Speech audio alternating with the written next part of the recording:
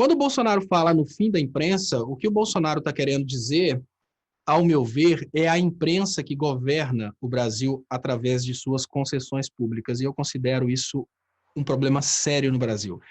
Imagine você que nós temos uma situação hoje em que a imprensa dita oficial, a imprensa tradicional, ela só é a imprensa tradicional porque ela teve um relacionamento político e com esse relacionamento político ela conseguiu reservar concessões públicas. E essas concessões públicas que garantem, por exemplo, que uma Rede Globo possa transmitir numa cidade e que o Brasil 247 não possa transmitir numa cidade. Quando o Bolsonaro se refere ao fim da imprensa, provavelmente ele está se referindo, nesse momento, ao fim dessa imprensa, essa imprensa que tem concessão, essa imprensa que tem uma penetração muito grande por causa de uma tradição política e de um poder econômico gigantesco. Eu não acredito que o Bolsonaro esteja falando do fim da comunicação via internet. O fim da comunicação via internet é, sem dúvidas, uma coisa que atrapalharia o próprio Bolsonaro. O Bolsonaro governaria como? Somente através da dominação mental das igrejas? Seria até para o próprio Bolsonaro um certo prejuízo, porque o Bolsonaro ele teve uma inteligência de comunicação muito grande, onde a esquerda falhou, o Bolsonaro acertou muito bem, que foi dominar as novas mídias, dominar, obviamente, redes sociais, a utilização de WhatsApp, Telegram, enfim, isso a equipe dele faz muito bem. Quando eu escuto a coisa acabar com a imprensa, eu penso no que o brasileiro vai perder se realmente a imprensa tradicional, a imprensa que vive de concessões, se essa imprensa acabar. O brasileiro não vai perder absolutamente nada, porque a imprensa no Brasil ela não é democrática, entendeu? Então eu tenho uma opinião muito semelhante à opinião do Léo Atucci no que diz respeito à publicação dos balanços. Eu acho que hoje, com a situação da internet, uma coisa extremamente desnecessária, é uma burocracia que simplesmente fica gerando dinheiro para uma imprensa que não representa a sociedade brasileira. Vamos lembrar que a imprensa, ela existe através, principalmente rádio e televisão, existem através de uma coisa que chama-se concessão pública. A comunicação social, ela é um bem, um serviço público que deveria exercer o serviço público. Agora, quando a gente pensa nos canais de televisão, nas emissoras de rádio, a gente precisa admitir que eles não exercem serviço público. Eles exercem a defesa dos interesses de quem tem poder econômico. Então, eu não vejo nenhum problema em o Bolsonaro ameaçar a imprensa.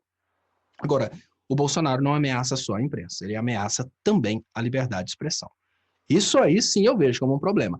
Ameaçar a imprensa, eu vejo o Bolsonaro ameaçar o PSDB. Ameaçar a liberdade de expressão, eu vejo o Bolsonaro ameaçar todo cidadão brasileiro. Se o Bolsonaro mantiver a promessa dele de que a imprensa não tem necessidade e vai acabar somente sobre a imprensa, eu acho que ele está fazendo um bem para a sociedade brasileira.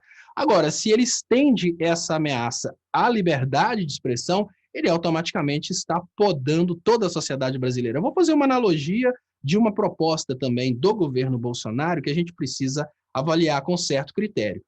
A ameaça do Bolsonaro à imprensa é, obviamente, pelo fato de que a imprensa não está do lado dele.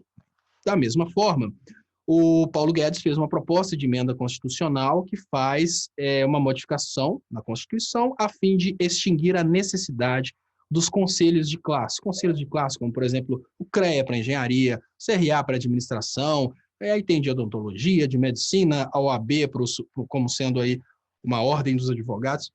Segundo Bolsonaro, tudo isso deveria ser extinto. Qual que é a finalidade do Bolsonaro? Se vingar da OAB porque os filhos não conseguiram passar na OAB, em primeiro lugar. Segundo lugar, se vingar da OAB porque a OAB se posiciona contra o Bolsonaro. Quando a gente avalia isso sobre um aspecto social, o que a gente está avaliando? O fim dos conselhos. Eu considero uma coisa fantástica o fim dos conselhos profissionais, porque hoje, Daphne, nós estamos numa situação muito evoluída. Hoje, a gente não precisa mais que um conselho faça uma verificação se o seu diploma é verdadeiro, para depois de verificar se o seu diploma é verdadeiro, te dar uma carteirinha do conselho para você poder exercer a profissão. Não é necessário isso mais, porque hoje, nessa situação que nós temos toda uma integração tecnológica, as próprias carteirinhas do conselho já vêm com aquele código de barra, você vai lá e checa se realmente é uma coisa verdadeira, ou se a pessoa, de repente, não falsificou aquele documento. O que significa que o diploma já pode vir com isso. Então, no meu ponto de vista, quando a gente pensa para a sociedade brasileira, os conselhos de classe são interessantes? Ao meu ver, não. O CREA, por exemplo, ele é um obstáculo entre o engenheiro e o cidadão comum. O CREA cria obstáculos financeiros para que eu ou você, cidadãos comuns, possamos contratar um engenheiro. Então, o engenheiro perde com isso, porque o serviço fica mais caro, o CREA vai criando burocracias, o CREA vai tirando o direito de exercício profissional. Agora, vamos pensar diferente. Vamos imaginar que o cidadão já sai da escola com um diploma, né? Eu estou comentando isso, que é outra proposta do Bolsonaro, que eu considero interessante até certo ponto. O cara sai da escola com um diploma e aquele diploma já está registrado no MEC, o cara vai, o cliente vai olhar o diploma do cara com o celular e ali já tem, sai no site do MEC, por exemplo, tudo que o cara pode fazer, você como psicanalista, qual que é o seu limite de atuação no mercado? Pronto, não precisa de conselho profissional. Então, isso para a sociedade eu acho bom, é um obstáculo a menos, o dinheiro deixa de engordar pessoas da máquina do Estado que só estão servindo de obstáculo entre o trabalhador e o contratante. Agora, parar de exigir o diploma, não. Aí é contra a sociedade.